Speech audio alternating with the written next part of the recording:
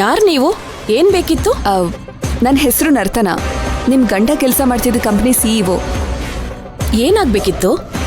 ನನಗೆ ನಿಮ್ಮಿಂದ ಒಂದು ಸಹಾಯ ಆಗ್ಬೇಕಿತ್ತು. ನಾನೇ ಏನೂ ಇಲ್ದಿರೋ ತಬ್ಲಿ ತರ ಇದ್ದೀನಿ. ನನ್ನಿಂದ ಏನ್ ಸಹಾಯ ಮಾಡಕ್ಕಾಗತ್ತೆ?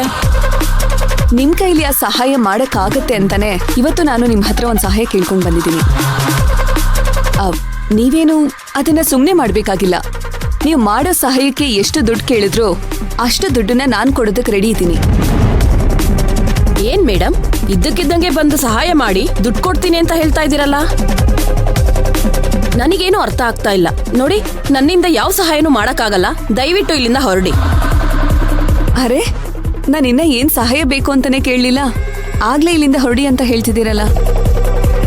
ಮೊದ್ಲು ಏನ್ ಸಹಾಯ ಅಂತ ಕೇಳಿ. ನಿಮ್ಮಿಂದ ಹಾಗೆ ಆಗತ್ತೆ ಅಂತಾನೆ ಇವತ್ತು ನಾನು ನಿಮ್ನ ಇಲ್ಲಿವರೆಗೂ ಹುಡ್ಕೊಂಡು ಬಂದಿದ್ದೀನಿ.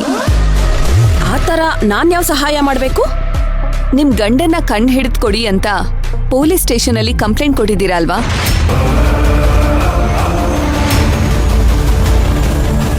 ಹೌದು. ಅದನ್ನ ನೀವು ವಾಪಸ್ ತಗೋಬೇಕು.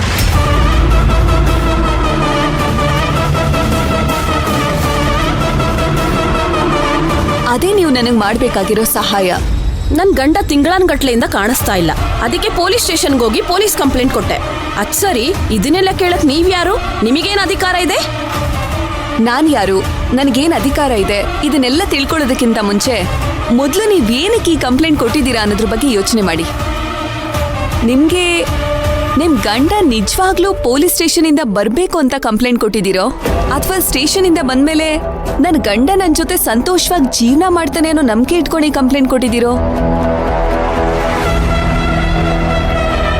ಇಲ್ಲ ಕಂಪ್ಲೇಂಟ್ ಕೊಡೋದ್ರಿಂದ ನಿಮ್ ಗಂಡ ನಿಮ್ ಜೊತೆ ಬಂದು ಸಂತೋಷವಾಗಿ ಜೀವನ ಮಾಡ್ಬಿಡ್ತಾನ? ಇಲ್ಲ ನಿಮ್ ಗಂಡ ವಾಪಸ್ ಬಂದ್ಮೇಲೆ ಅಂತ ಗಂಡನ ನೀವು ಒಪ್ಕೊಳ್ಳೋದಕ್ಕೆ ರೆಡಿ ಇದ್ದೀರಾ? ನೀವ್ಯಾಕ್ರಿ ಯಾರಿಗೋಸ್ಕರನು ನಿಮ್ ಗಂಡನ ಪೊಲೀಸ್ನವ್ರು ಹಿಡ್ಕೊಡ್ಬೇಕಂತಿದ್ದೀರಾ? ಇದೆಲ್ಲ ನಿಮಗ್ ಹೇಗ್ ಗೊತ್ತು? ಇದೆಲ್ಲ ನನಗ್ ಹೇಗ್ ಗೊತ್ತು ಅನ್ನೋದು ಮುಖ್ಯ ಅಲ್ಲ ಜಯಲಕ್ಷ್ಮಿಯವರೇ. ಇದರಿಂದ ನೀವು ಮತ್ತೆ ನಿಮ್ ಮಗಳು ಏನೇನೆಲ್ಲ ಫೇಸ್ ಮಾಡ್ಬೇಕು ಅನ್ನೋದ್ರ ಬಗ್ಗೆನೂ ಸ್ವಲ್ಪ ಯೋಚನೆ ಮಾಡಿ. ನೀವೀಗ ಕಂಪ್ಲೇಂಟ್ ಕೊಟ್ಟಿರೋದ್ರಿಂದ ಕೋರ್ಟು ಕೇಸು ಅಂತ ಅಲ್ದಾಡ್ಬೇಕಾಗತ್ತೆ. ಇದರಿಂದ ನಿಮ್ಮಿಬ್ರು ನೆಮ್ಮದಿನೂ ಹಾಳಾಗತ್ತೆ. ಅಷ್ಟೇ ಅಲ್ಲ, ಇದ್ರ ಬಗ್ಗೆ ಅಕ್ಕಪಕ್ಕದ ಮನೆಯವರು, ನಿಮ್ ಸಂಬಂಧಿಕರು ಎಲ್ರೂ ಪ್ರಶ್ನೆ ಮಾಡೋದಕ್ಕೆ ಶುರು ಮಾಡ್ತಾರೆ. ಪ್ರತಿಯೊಬ್ರಿಗೂ ನೀವು ಉತ್ತರ ಕೊಡ್ಬೇಕಾಗತ್ತೆ. ಎಲ್ರೂ ನಿಮ್ಮನ್ನ ಕೇವಲವಾಗಿ ನೋಡ್ತಾರೆ. ನೀವೇನೋ ಪರವಾಗಿಲ್ಲ, ಆದ್ರೆ ಬೆಳಿಬೇಕಾಗಿರೋ ನಿಮ್ ಮಗಳ ಜೀವನದ ಬಗ್ಗೆನೂ ಸ್ವಲ್ಪ ಯೋಚನೆ ಮಾಡಿ ನೋಡಿ. ನೀವು ಬೈರನ್ ಹೆಂಡತಿ ಆಗಿರೋದಕ್ಕೆ ಈ ಶಿಕ್ಷಣ ಅನುಭವಿಸೋದ್ರಲ್ಲಿ ಓಕೆ ಅಂತ ಹೇಳ್ಬೋದು. ಆದ್ರೆ ನಿಮ್ ಮಗಳು ನಿಮ್ ಹೊಟ್ಟೆಲ್ ಹುಟ್ಟಿರೋ ಒಂದೇ ಒಂದ್ ಕಾರಣಕ್ಕೆ ಇದನ್ನೆಲ್ಲ ಅನುಭವಿಸ್ಬೇಕಾ? ಅವಮಾನನ ಫೇಸ್ ಮಾಡ್ಬೇಕಾ?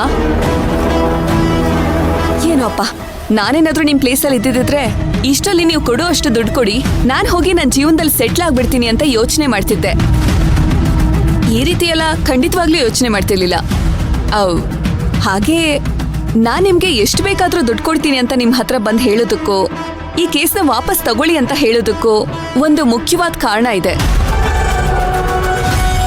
ಅದು ನನ್ನ ಕಂಪನಿ. ನನಗೆ ನನ್ನ ಕಂಪನಿ ಹೆಸರು ತುಂಬಾನೇ ಇಂಪಾರ್ಟೆಂಟ್. ಅದು ಹಾಳಾಗಬಾರ್ದು ಅಂತಾನೆ ಇವತ್ತು ನಾನು ನಿಮ್ಮನೆವರೆಗೂ ಬಂದಿದ್ದೀನಿ.